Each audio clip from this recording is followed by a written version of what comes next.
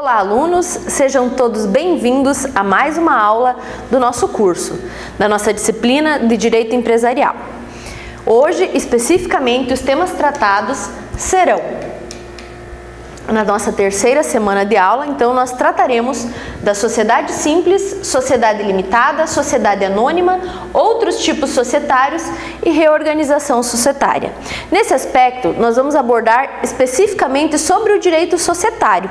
Então, para encerrar a nossa disciplina, a abordagem é relacionada a essa área tão importante do direito que envolve o direito societário, que é muito utilizado no dia a dia profissional das pessoas.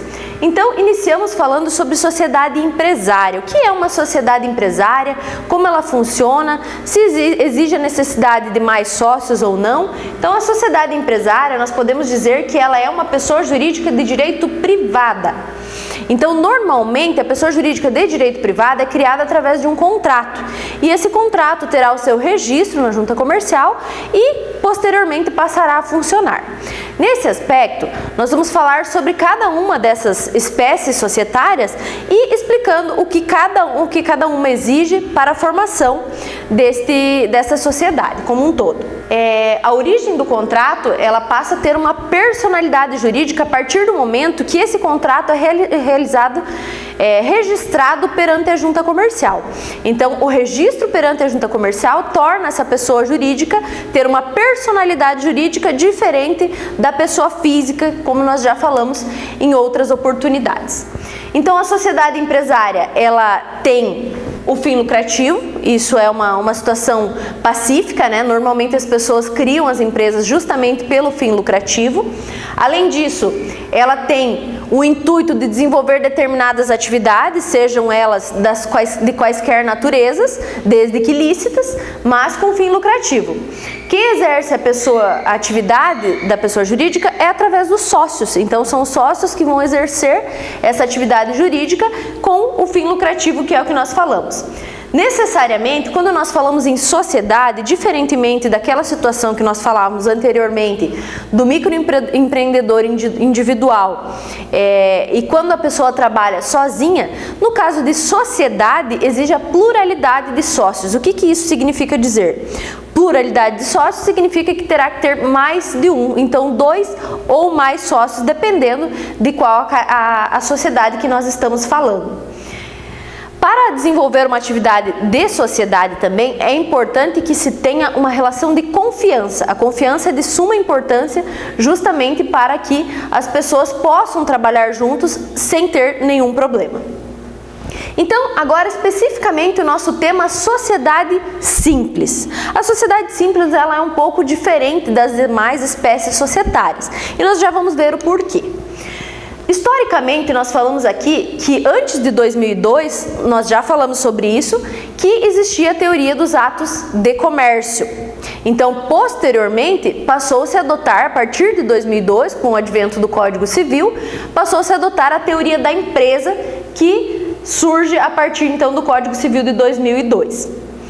Nesse caso, não mudou somente a nomenclatura de sociedade simples para sociedade civil. Porém, nós colocamos aqui que o direito empresarial, ele surgiu com uma visão de que sociedade civil era até 2002, então de 1916 a 2002, e sociedade civil até 2002 e a partir de 2002 a sociedade simples. Então, nós precisamos saber que não foi somente a nomenclatura da sociedade simples que alterou. Alteraram também outras situações, como, por exemplo, depois de 2002, a prestação de serviço passou a não ser uma sociedade simples. A prestação de serviço passou a ser englobada dentro da sociedade empresária, como nós já vimos também em outras áreas. Porém, até o ano de 2002, era a sociedade civil que desenvolvia a prestação de serviços. Então, essa prestação de serviços, ela é o ponto principal para diferenciar uma sociedade simples de uma sociedade civil que existia anteriormente a 2002. nós temos aqui como conceito, quero somente lembrá-los que o Código Civil no artigo 966, ele diz que considera-se empresário quem exerce profissionalmente atividade econômica organizada para a produção ou a circulação de bens e de serviços. Essa é a questão da sociedade empresária, que é o que nós já falamos. Porém, o que nós estamos falando agora é de sociedade simples. Quando inexistirem esses requisitos para uma sociedade empresária, nós estamos diante, sim, de uma sociedade simples. Então, o parágrafo único desse artigo 966, ele diz que não se considera empresário quem exerce profissão intelectual de natureza científica, literária ou artística, ainda com o concurso de auxiliares ou colaboradores, salvo se o exercício da profissão constituir elemento de empresa. Então, nós falamos que, se não for uma atividade profissional, atividade econômica organizada para a produção ou circulação de bens e serviços, nós estamos sim diante de uma sociedade simples. Além disso, sobre a sociedade simples, nós podemos dizer que no momento da sua constituição será necessário esclarecer no contrato qual o tipo societário que a sociedade simples irá atuar. Isso é importante também. Caso não haja manifestação, o silêncio diz que as regras da sociedade serão pelas regras da sociedade simples mesmo. Então, como nós já falamos, surge através de um contrato. Esse contrato tem o prazo de 30 dias para proceder com o registro perante a junta comercial e da mesma forma que as outras sociedades, o prazo ele não retroage. Então, se a pessoa assinou o contrato hoje e no prazo de 30 dias não efetuou esse registro, os atos passarão a valer a partir do registro apenas, então não irá retroagir.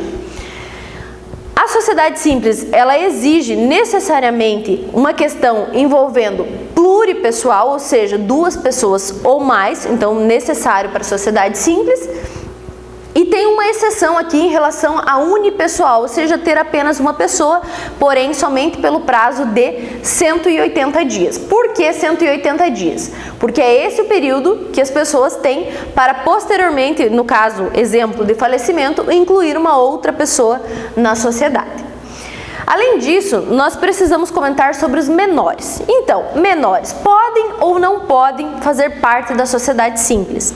Algumas regras de capacidade já foram faladas, então nós precisamos observar que menores, desde que representados ou assistidos, dependendo da sua incapacidade absoluta ou relativa, não ser administrador, esses menores, e existir sim o capital integralizado. Então essas são as regras interessantes. Além disso, o contrato ele pode ser público ou particular. O que precisa conter nesse contrato da sociedade simples?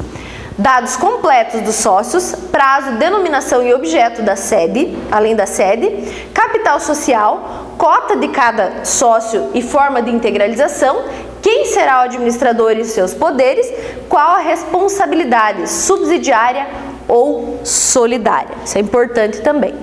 Além disso, o registro, ele se procede, registro das pessoas jurídicas no RCPJ, que é o cartório, e não perante a junta comercial, se não for empresária. Então, normalmente as empresas, e às vezes a gente até confunde em falar do registro perante a junta comercial, porque essa é a regra. Porém, a sociedade simples, como ela é diferente, ela é registrada lá no cartório de registro civil das pessoas jurídicas. Então, ela não será registrada perante a junta comercial, será sim no cartório. As exceções, as cooperativas, que necessariamente, mesmo sendo sociedade simples, serão registradas perante a junta comercial, e também as sociedades de advogados, que serão registrados perante o seu órgão de classe, que é a OAB. Então, essa parte precisa ficar muito clara. Em regra, o registro das sociedades são na junta comercial, porém, da sociedade simples, a única sociedade simples que será registrada perante a junta comercial e não nos cartórios, em outras situações, são as cooperativas que são na junta comercial. O restante, então, no RCPJ, que é o Registro Civil de Pessoas Jurídicas. Então nós temos aqui exemplos de sociedade simples. Nesses exemplos nós podemos colocar as diversas sociedades uniprofissionais, que então advogados, contabilistas, dentistas, arquitetos que resolvem constituir então uma sociedade, será pela sociedade simples, rurais não registrados e o principal exemplo são as sociedades cooperativas que nós já falamos agora há pouco. As obrigações elas se iniciam no momento da assinatura do contrato, então já começam a valer essas obrigações. E a principal obrigação é a integralização das cotas. Isso é muito importante pela questão da responsabilidade. Caso o sócio ele não integralize as suas cotas, ele é chamado de sócio remisso e aí tem lá suas consequências. Dentre elas, a exclusão, reduzir o valor ao valor integralizado, então integralizou uma parte, reduz a participação àquele valor e poderá ser vendido também para um terceiro. Esses sócios também têm direitos de participar na distribuição dos resultados. Está proibida a cláusula leonina, que é aquela cláusula que todo mundo investe e somente um pega todo o lucro e não distribui, utiliza somente ele. Obviamente essa cláusula ela é proibida e vai ser distribuído então os lucros de acordo com o contrato social, como o contrato social prevê. Além disso, nós precisamos lembrar que há a separação do patrimônio, pessoa física e pessoa jurídica. Em regra, responde somente pelo patrimônio da sociedade e caso esse não seja suficiente, os sócios poderão responder de acordo com a sua participação na empresa. Quando for caso de responsabilidade solidária, como o próprio nome diz, existe uma solidariedade, todos respondem, e existe o direito de ressarcimento caso um sócio pague mais que o outro, diferente da previsão do contrato social. Quem entrar na sociedade posteriormente, não entrar desde o início, ele responde pelas dívidas anteriores da sociedade também. Quando sair de uma sociedade, a pessoa necessariamente precisa averbar lá na junta comercial, no local onde foi registrado, dependendo se for cooperativa ou não, a saída da empresa, justamente para que saia dessa responsabilidade. E isso acontece por quê? Porque a pessoa, ao sair de uma sociedade, ela permanece responsável ainda com o patrimônio pelo período de 2 anos. Então, 2 anos contados dessa retirada dessa informação perante o órgão competente. É importante, então, que a partir do momento que a pessoa saia, imediatamente ela faça esse registro lá no órgão competente. Então, como eu falei para vocês, o prazo conta a partir da averbação. Então, esses foram os nossos comentários da aula em relação à sociedade simples, que é uma espécie societária muito importante que vocês precisam observar. E eu agradeço imensamente a atenção de vocês e até a próxima.